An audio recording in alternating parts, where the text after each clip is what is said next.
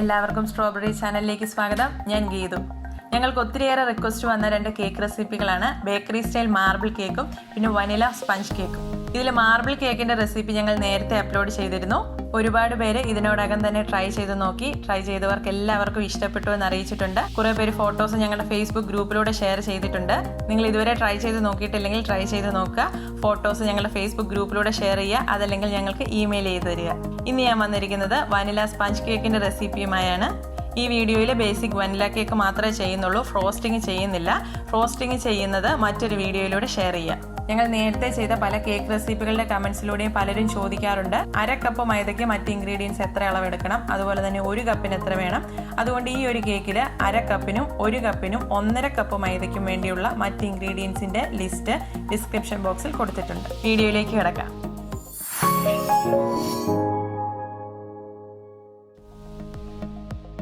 ഇതിനായി ആദ്യം തന്നെ കേക്ക് ടിൻ റെഡിയാക്കി വെക്കാം. ഞാനിവിടെ 8 ഇഞ്ചിന്റെ റൗണ്ട് കേക്ക് ടിന്നാണ് എടുത്തിരിക്കുന്നത്. ഇതിൽ ഫുള്ളായിട്ട് ആദ്യം ഒന്ന് ഓയിൽ ബ്രഷ് ചെയ്ത് കൊടുക്കുക. ഒത്തിരി ഒന്നും ഓയിൽ വേണ്ട. നമ്മൾ ഇനി ഇതിൽ വെക്കുന്ന ബട്ടർ പേപ്പർ തെന്നി മാറാതിരിക്കാൻ വേണ്ടി വളരെ കുറച്ച് ഓയിൽ ഒന്ന് ബ്രഷ് ചെയ്താൽ മതി. ഈ ടിന്ന് ഗ്രീസ് ചെയ്യാൻ ബട്ടറോ ഓയിലോ യൂസ് ചെയ്യാം. ഈ കേക്ക് ടിന്നിൽ ഒത്തിരി ഓയിൽ ബ്രഷ് ചെയ്യരുത്. ഓയിൽ കൂടുതലായാൽ കേക്ക് ടിന്നിന്റെ വശങ്ങളെല്ലാം വേഗത്തിൽ ചൂടായിട്ട് കേക്കിന്റെ അടിവശവും സൈഡും ഒക്കെ കൂടുതൽ ചൂട് ചെന്നിട്ട് പെട്ടെന്ന് മൊരിഞ്ഞ് കട്ടിയായി പോകും. ഇന്ന് ഇതിന്റെ അടിഭാഗത്ത് മാത്രമല്ല സൈഡിലും കൂടെ ബട്ടർ പേപ്പർ വെക്കുന്നുണ്ട്. ഈ ഒരു കേക്കിന് സൈഡിൽ ബട്ടർ പേപ്പർ വേണമെന്ന് നിർബന്ധമില്ല. കേക്ക് എളുപ്പത്തിൽ ഡിമോൾഡ് ചെയ്യാൻ വേണ്ടി വെക്കുന്നതേ ഉള്ളൂ. ബട്ടർ പേപ്പറിന് പകരം ഓയിൽ ബ്രഷ് ചെയ്തതിന് ശേഷം അതിന് മുകളിൽ കുറച്ച് മൈദ ഇട്ട് ഡസ്റ്റ് ചെയ്തെടുത്താലും മതി. ഇപ്പൊ നമ്മുടെ കേക്ക് ടിൻ റെഡി ആയിട്ടുണ്ട്. ഇത് മാറ്റി വയ്ക്കാം. അടുത്തതായിട്ട് ഇതിലേക്കുള്ള ഡ്രൈ ഇൻഗ്രീഡിയൻസ് മിക്സ് ചെയ്ത് വയ്ക്കാം. അതിനായി ഒരു ബൗളിലേക്ക് 1.5 കപ്പ് മൈദയാണ് എടുത്തിരിക്കുന്നത്. 250 ml കപ്പാണ് ഉപയോഗിച്ചിരിക്കുന്നത്. 1.5 കപ്പ് മൈദയുടെ വെയിറ്റ് പറഞ്ഞാൽ 187 ഗ്രാം ഉണ്ട്. ഇനി ഇതിലേക്ക് 1.5 teaspoon baking powder, 1/8 teaspoon baking soda, 1/4 teaspoon ഉപ്പ്, ഇത്രയും ചേർത്തൊന്ന് മിക്സ് ചെയ്യാം. ഇനി ഇതിലേക്ക് 2 ടേബിൾ സ്പൂൺ പാൽപ്പൊടി ചേർക്കുന്നുണ്ട്. ഇത് ചേർക്കുന്നത് ഓപ്ഷനിലാണ്. ഇത് ചേർത്തില്ലെങ്കിലും കേക്കിന് നല്ല ടേസ്റ്റ് ഉണ്ടാവും. അപ്പോൾ ഉണ്ടെങ്കിൽ ചേർക്കുക, ഇല്ലെങ്കിൽ ഒഴിവാക്കുക. ഇതൊന്ന് ഇളക്കി യോജിപ്പിക്കാം. ഇപ്പം നമ്മൾ ചേർത്ത എല്ലാ പൊടികളും ഈവനായിട്ട് മിക്സ് ആകാൻ വേണ്ടി ഒരരിപ്പയിലൂടെ 3 പ്രാവശ്യം അരിച്ചെടുക്കുന്നുണ്ട്. ഈ രീതിയിൽ അരിച്ചെടുക്കുമ്പോൾ പൊടിക്കിടയിലൂടെ നന്നായി എയർ കയറിയിട്ട് നമ്മുടെ കേക്ക് കൂടുതൽ സോഫ്റ്റും ഫ്ലഫി ആയിരിക്കും. അതായത് ഇപ്പോൾ 3 പ്രാവശ്യം ഞാൻ അരിച്ചെടുത്തിട്ടുണ്ട്. ഇതിനി മാറ്റി വയ്ക്കാം. അടുത്തതായിട്ട് ഇതിലേക്കുള്ള പഞ്ചസാര ഒന്ന് പൊടിച്ചെടുക്കണം. ഇത് 15 ടേബിൾ സ്പൂൺ പഞ്ചസാരയുണ്ട്. അതായത് 1 കപ്പ് പഞ്ചസാരയിൽ നിന്നും 1 ടേബിൾ സ്പൂൺ കുറവ്. വെയിറ്റ് പറഞ്ഞാൽ 187 ഗ്രാം പഞ്ചസാരയുണ്ട്. അതായത് എത്ര അളവാണോ മൈദ എടുക്കുന്നത് അതേ അളവിൽ തന്നെയാണ് പഞ്ചസാര എടുക്കേണ്ടത്. ഇനി ഇത് മിക്സിയുടെ ചെറിയ ജാറിലേക്ക് ഇട്ട് നന്നായിട്ടൊന്ന് പൊടിച്ചെടുക്കാം.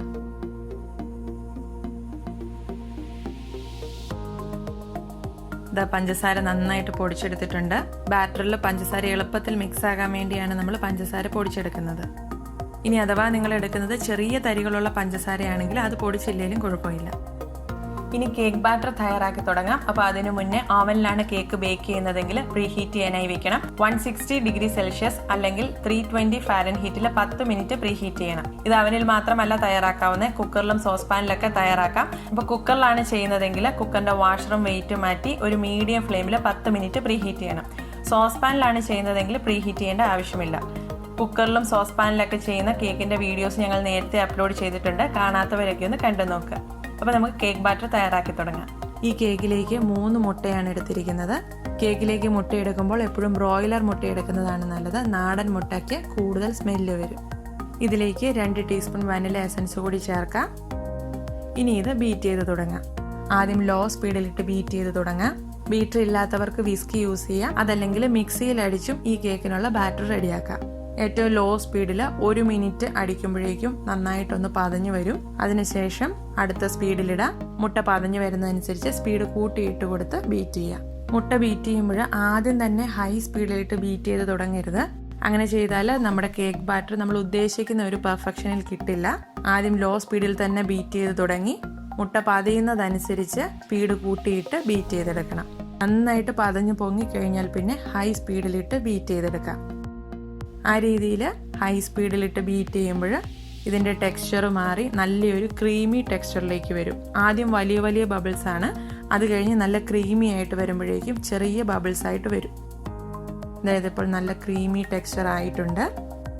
നമ്മൾ ബീറ്റ് ചെയ്ത് തുടങ്ങുമ്പോൾ മഞ്ഞ കളറിലിരുന്ന മുട്ട ഇപ്പോൾ ഒരു ക്രീം കളറിലേക്ക് മാറിയിട്ടുണ്ട്. ഈ ഒരു രീതിയിലാണ് വേണ്ടത്.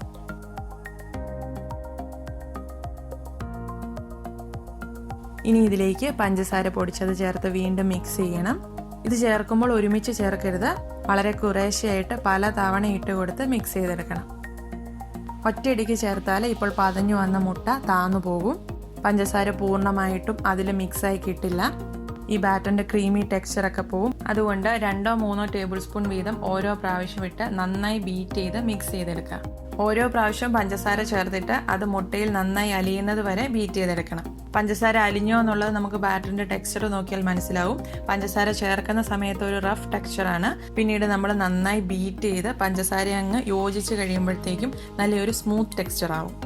ഞാനിവിടെ പലതവണയായിട്ടിട്ട് നന്നായിട്ട് ബീറ്റ് ചെയ്ത് നല്ല ക്രീമി ടെക്സ്ചറിലാക്കി എടുത്തിട്ടുണ്ട്. ഇനി ഇതിലേക്ക് എണ്ണ ചേർക്കാം. 6 ടേബിൾ സ്പൂൺ വെജിറ്റബിൾ ഓയിലാണ് ചേർക്കുന്നത്. ഇനി ഇത് ലോ സ്പീഡിലിട്ട് 10 സെക്കൻഡ് ഒന്ന് ബീറ്റ് ചെയ്തെടുക്കാം. ഈ ഒരു വനില കേക്ക് ഓയിൽ കൊണ്ട് മാത്രമല്ല ബട്ടർ കൊണ്ടും ചെയ്യാം. ബട്ടർ കൊണ്ട് ചെയ്യുന്നതിന് രുചി കൂടുതലുണ്ട്. പക്ഷെ കൂടുതൽ റിക്വസ്റ്റ് വരുന്നത് ഓയിൽ റെസിപ്പികൾക്കാണ്. അതുകൊണ്ടാണ് ഇത് ഓയിൽ കൊണ്ട് ചെയ്തത്. ബട്ടർ കൊണ്ട് ചെയ്യുന്ന റെസിപ്പി മറ്റൊരു വീഡിയോയിലൂടെ ഷെയർ ചെയ്യാം.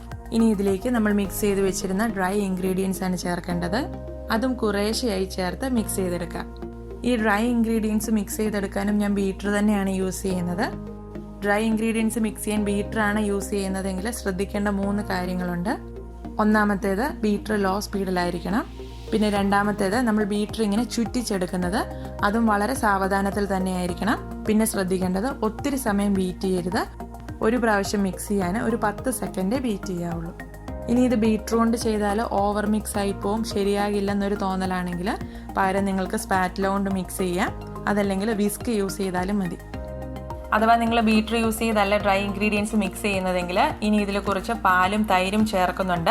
അതൊക്കെ ഓയിൽ ചേർത്തതിന് ശേഷം ഡ്രൈ ഇൻഗ്രീഡിയൻസ് ചേർത്ത് തുടങ്ങുന്നതിന് മുന്നേ ആയിട്ട് ചേർത്ത് നന്നായിട്ട് ബീറ്റർ കൊണ്ട് തന്നെ ഒന്ന് ബീറ്റ് ചെയ്തെടുക്കണം. ഞാനിവിടെ ബീറ്റർ കൊണ്ട് തന്നെ ചെയ്യുന്നത് കൊണ്ട് ഡ്രൈ ഇൻഗ്രീഡിയൻസ് ചേർക്കുന്നതിനിടയിലൂടെയാണ് പാലും തൈരും ചേർക്കുന്നത്. ഇപ്പോൾ പൊടിയിട്ടൊന്ന് മിക്സ് ചെയ്തപ്പോൾ നമ്മുടെ ബാറ്റർ കുറച്ചൊന്ന് തിക്കായി വന്നിട്ടുണ്ട്. ഈ സമയത്ത് ഇതിലേക്ക് പാല് ചേർക്കാം. 3 ടേബിൾ സ്പൂൺ റൂം ടെമ്പറേച്ചറിലുള്ള പാലാണ് ചേർക്കുന്നത്. വീണ്ടും കുറച്ചുകൂടെ ഡ്രൈ ഇൻഗ്രീഡിയൻസ് ചേർക്കാം. ഇത് മിക്സ് ചെയ്ത് കൊടുക്കാം.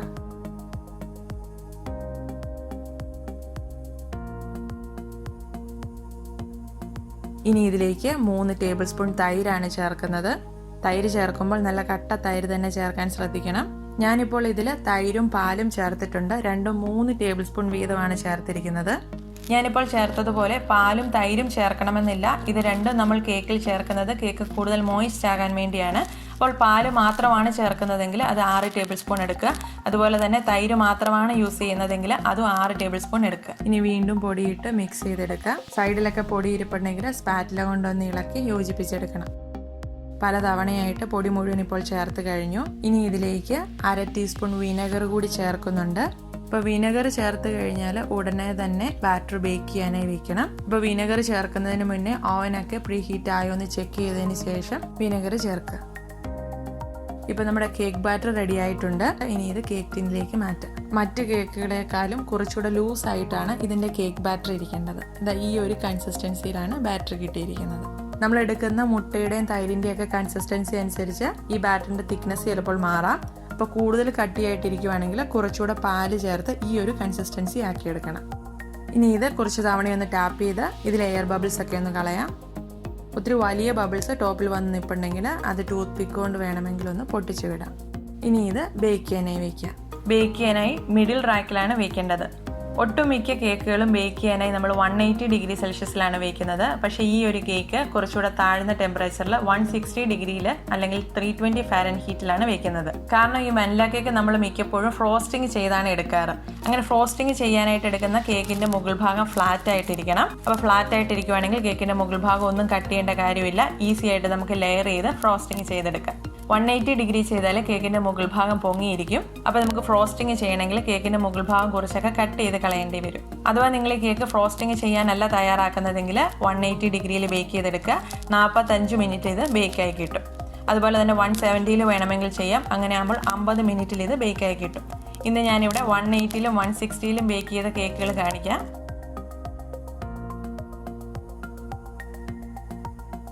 ഇത് 180 ഡിഗ്രിയിൽ 45 മിനിറ്റ് ബേക്ക് ചെയ്തെടുത്ത കേക്കാണ്. ഇതിൻ്റെ നടുഭാഗം പൊങ്ങിയാണ് നിൽക്കുന്നത്. കേക്ക് ബേക്കായോ എന്നറിയാൻ സെൻറ്ററിൽ ഒരു ടൂത്ത് പിക്ക് കൊണ്ട് കുത്തി നോക്കാം. ഇത് ക്ലീൻ ആയിട്ട് കിട്ടിയിട്ടുണ്ടെങ്കിൽ ബേക്കായി. അതിൽ മാവ് സ്റ്റിക്കി ആയിട്ട് ഇരിപ്പുണ്ടെങ്കിൽ വീണ്ടും 5 മിനിറ്റ് കൂടെ ബേക്ക് ചെയ്യാൻ വയ്ക്കുക. വീണ്ടും ചെക്ക് ചെയ്ത് നോക്കി ബേക്ക് ചെയ്തെടുക്കുക. കേക്ക് ബേക്ക് ചെയ്തെടുത്തതിന് ശേഷം ഇതിൻ്റെ കേക്ക് ടിന്നൊന്ന് തണുക്കാൻ ഒരു 10 മിനിറ്റ് വെയിറ്റ് ചെയ്യാം. 10 മിനിറ്റിന് ശേഷം ഇത് കേക്ക് ടിന്നിൽ നിന്ന് മാറ്റി വയ്ക്കാം. ഇനി ഇത് നന്നായിട്ട് തണുത്തതിന് ശേഷം ബട്ടർ പേപ്പർ റിമൂവ് ചെയ്യാം. ഇതിപ്പോൾ നന്നായിട്ട് തണുത്തിട്ടുണ്ട്. ഇനി ബട്ടർ പേപ്പർ റിമൂവ് ചെയ്യാം. ആദ്യം സൈഡിൽ നിന്നും മാറ്റാം. ഇനി അടിഭാഗത്തെ കൂടി മാറ്റാം. ഇത് നല്ല പെർഫെക്റ്റായി ബേക്കായി കിട്ടിയിട്ടുണ്ട്. അടിഭാഗമോ സൈഡോ ഒന്നും കട്ടിയായി പോയിട്ടില്ല. നല്ല സോഫ്റ്റ് ആയിട്ട് തന്നെയാണ് ഇരിക്കുന്നത്. ഇതിൻ്റെ നടുഭാഗം നന്നായിട്ട് പൊങ്ങിയാണ് നിൽക്കുന്നത്. ഇത് ഞാൻ 160-ൽ ബേക്ക് ചെയ്തെടുത്ത കേക്കാണ്. ഇനി ഇതൊന്ന് മുറിച്ച് നോക്കാം. മുകൾ ഭാഗം അത്യാവശ്യം ഫ്ലാറ്റ് ആയിട്ട് തന്നെ കിട്ടിയിട്ടുണ്ട്. അപ്പോൾ ഇത് ക്രീം ചെയ്യാൻ നമുക്ക് എളുപ്പത്തിൽ ലെയറായിട്ട് കട്ട് ചെയ്തെടുക്കാം. നല്ല അടിപൊളി ടെക്സ്ചറിൽ നല്ല സോഫ്റ്റ് ആയിട്ടുള്ള കേക്ക് ഇവിടെ റെഡി ആയിട്ടുണ്ട്. നല്ല മോയ്സ്റ്റ് കേക്കാണ്. അപ്പോൾ ഈ സ്പഞ്ച് കേക്ക് ക്രീം ചെയ്യുന്നത് മറ്റൊരു വീഡിയോയിലൂടെ ഷെയർ ചെയ്യാം. ഇപ്പോൾ റെഡി ആയിരിക്കുന്ന ഈ കേക്കിന് ഒരു 630 ഗ്രാം വെയിറ്റ് ആണുള്ളത്. ഇത് 2-3 ലെയറായിട്ട് ക്രീം ചെയ്തെടുക്കാം. അപ്പോൾ നമുക്ക് 1 kg വനില കേക്ക് റെഡിയാക്കാം. നിങ്ങളെല്ലാവരും ഇതൊന്ന് ട്രൈ ചെയ്ത് നോക്കണം. തീർച്ചയായും ഇഷ്ടപ്പെടും. ഈ വീഡിയോ നിങ്ങൾക്ക് ഇഷ്ടമായാലും ഇല്ലെങ്കിലും നിങ്ങളുടെ അഭിപ്രായങ്ങൾ കമൻറ്റ് ബോക്സിലൂടെ ഞങ്ങളെ അറിയിക്കണം. ഇഷ്ടമായാൽ ലൈക്ക് ചെയ്യും. ഒരാൾക്കെങ്കിലും ഒന്ന് ഷെയർ ചെയ്ത് കൊടുത്ത് ഞങ്ങളെ സപ്പോർട്ട് ചെയ്യുമെന്നും പ്രതീക്ഷിക്കുന്നു. മറ്റൊരു വീഡിയോയിലൂടെ കാണാം. എല്ലാവർക്കും നന്ദി.